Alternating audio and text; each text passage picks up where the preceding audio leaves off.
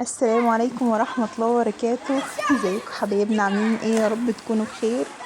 احنا النهاردة في جولة جديدة معاكم في واحة الغروب، واحة الجمال، واحة سيوة.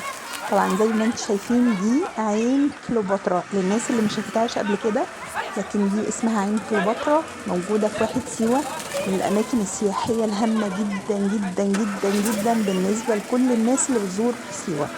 تمام. حاجة جميلة قوي، وطبعا تاريخية. ماشي. كل اللي حواليها اللي انتوا شايفينها دي من بازارات، وحواليها فنادق. الأماكن دي فنادق وكافيهات.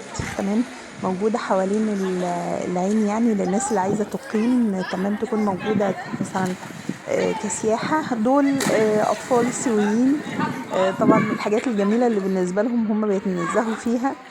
بصوا أثناء التصوير كده هتلاقوا على جنب يعني فتحة صغيرة، دي هنتكلم عنها دلوقتي.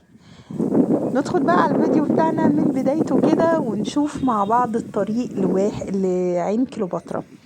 الطريق زي ما انتم شايفين ما شاء الله. سيوة مشهورة قوي قوي بالنخيل وبشجر الزيتون، من الحاجات الجميلة قوي يعني فعلا عندهم. وعن تجربة حقيقي والله، الزيتون بتاعهم تحفة تحفة تحفة. زيت الزيتون الأصلي ده أنا ما شفتوش إلا من ساعة ما جوزي فعلا راح سيوة.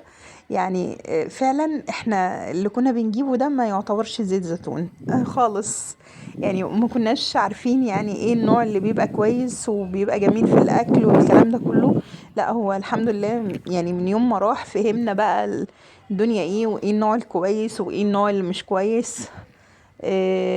ما شاء الله. سيوة يعني التمر بتاعها برضي تحفة، يعني اللهم بارك جربناه. تمام. يعني بجد يعني ما شاء الله فيها منتجات حلوة قوي قوي قوي. آه، مشهورة ما شاء الله بالسياحة برضي في الفترة اللي احنا فيها دلوقتي دي. رغم ان هي درجة الحرارة فيها عالية، الا اني ما شاء الله برضي في نسبة سياحة عالية موجودة فيها. هنا بقى وصل على عين كليوباترا. تمام. وكان طبعا في سياح زي ما انتم شايفين بيستغلوا ارتفاع درجة الحرارة كده في ان هم ايه، يستمتعوا بالمية. تمام.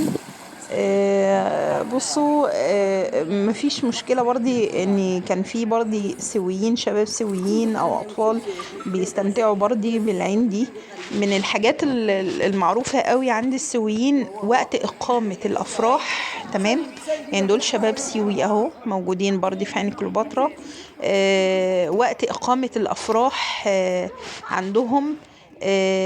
يعني بيبقى العريس لازم يروح العين بتاعت كليوباترا دي من الحاجات اللي انا شفتها في فيديوهات كتير جدا ليهم.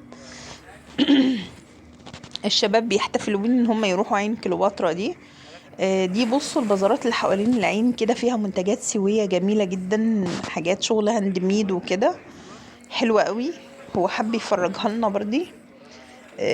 حاجات جميلة وما شاء الله يعني. ما شاء الله منتجات حلوة قوي يعني. دي تقريبا اللي هي الفنادق الموجودة. هو حب يصور لنا ايه تفاصيل كده، وكافيهات اهي موجودة برضي.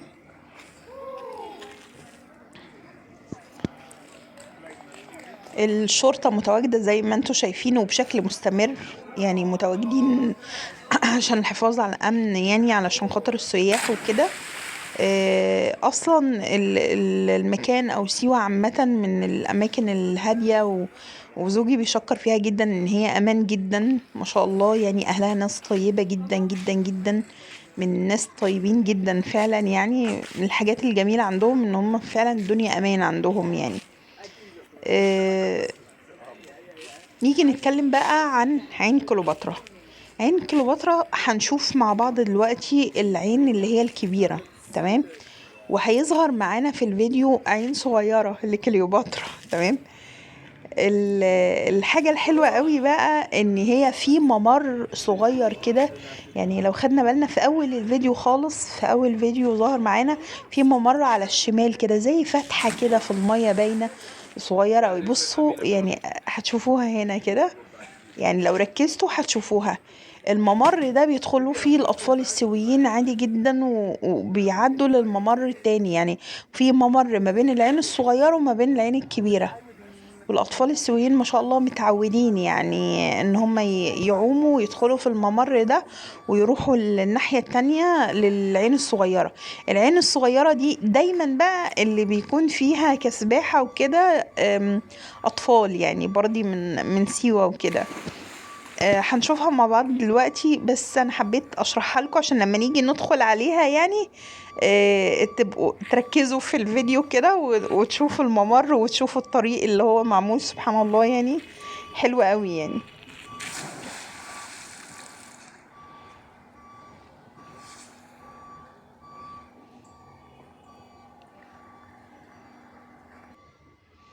بصوا ده الممر، بصوا هتلاقوا على اليمين والشمال فتحتين صغيرين جدا كده جايبين من العين بقى اللي هي الكبيرة موصلة للعين الصغيرة.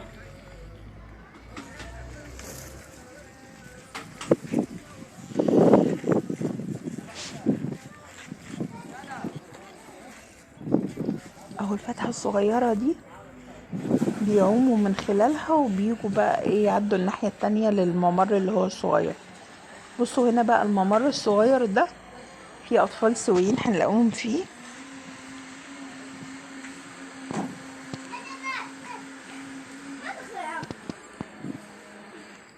اطفال صغيرة خالص موجودين في عين كليوباترا الصغيرة اهي.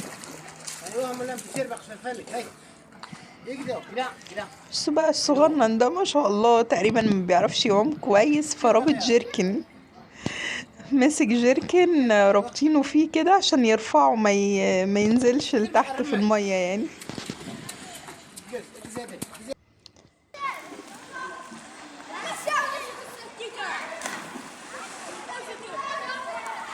طبعا زوجي كان في الامتحانات بتاعت الشهادة فقال يعمل جولة كده في مناطق سيوة اللي هي مصورهاش ليكو، وقال يصور يعني ايه الحاجات الجميلة دي ويفرجكوا عليها.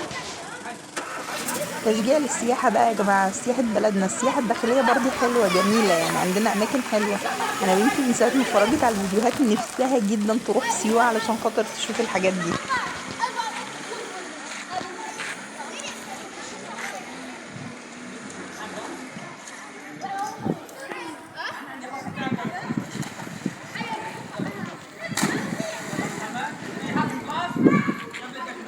ما تنسوش بقى تشجعونا وتشجعوا زوجي علشان يصور لكم تاني لما يسافر ان شاء الله. لو تاخدوا بالكم انا سايبه لكم الصوت الرئيسي يا رب يكون واضح، بس هم مش بيتكلموا اللغه العربيه يعني هم بيعرفوا يتكلموا العربي لكن هم اللغه الاصليه بتاعتهم اللي هو اللغه الامازيغيه. تمام، هتلاقيهم بيتكلموا مع بعض باللغه بتاعتهم يعني واضح جدا معانا في الفيديو. يا رب الصوت يكون واضح يعني انا ما رضيتش اعزفه عشان تسمعوني يعني هما بيتكلموا بعض.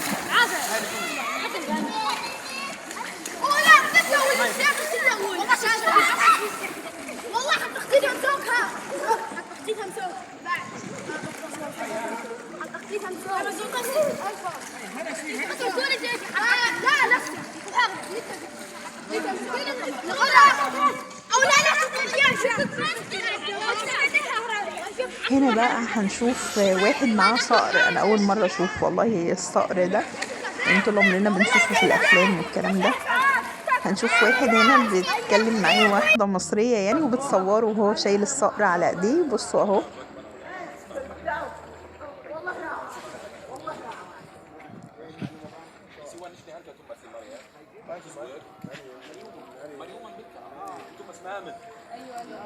ده مطعم وكافيه. بصوا بقى الجمال.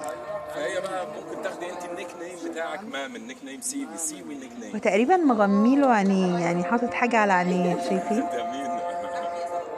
ما تنسوش بقى الاشتراك في القناه وتفعلوا الجرس عشان يوصلكم كل جديد وتشوفوا جولات جديده ان شاء الله في اماكن سياحيه جديده في سيوه. السلام عليكم ورحمه الله وبركاته. مليون ريال على طول. بس نكون شهيد المره الجايه ان شاء الله.